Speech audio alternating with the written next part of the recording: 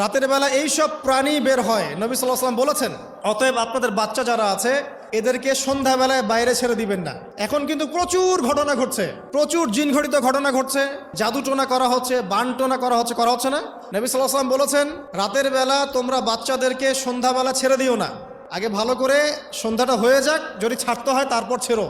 তারপর রাতের রাত যখন গভীর হবে তখন তোমরা এলোপাথালি ঘোরাফেরা করো না, রাস্তাঘাটে বনে জঙ্গলে ঘোরাফেরা করো না, কারণ এই সময় এমন কিছু মাখলুককে আল্লাহ পাক ছেড়ে দেন যাদেরকে তোমরা দেখো না। এখন সায়েন্সের যুগ তো, মানুষ মনে করে এগুলোর কোনো ভিত্তি নাই মনে হয়। কোরআন বলছে জাদু সত্য, কোরআন বলছে জাদু সত্য। কোন সূরা? সূরা বাকারা আয়াত নাম্বার 101, 102 পড়ে দেখেন, ওয়াত্তাবাউ মা তাতলু শায়াতিন আলা মুলকি সুলাইমান। এই আয়াতটা পড়েন, বিশাল একটা আয়াত আছে। ওয়ামা কাফারা সুলাইমান ওয়ালাকিন্নাশ শায়াতিন কাফারু ইউআল্লিমুনা আন-নাস আস-সিহর। এই সিহর দিয়ে কি হতো? মা ইউফাররিকুনা বিহি বাইনাল মারই ওয়া যাওজি। সুলাইমান আলাইহিস সালামের সময় এই জাদুবিদ্যার প্রচলন ছড়িয়ে পড়ে।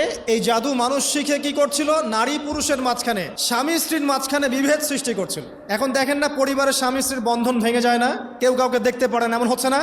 খুব ভালো সম্পর্ক হঠাৎ করে সম্পর্ক খারাপ। এই জাদুবিদ্যা সত্য।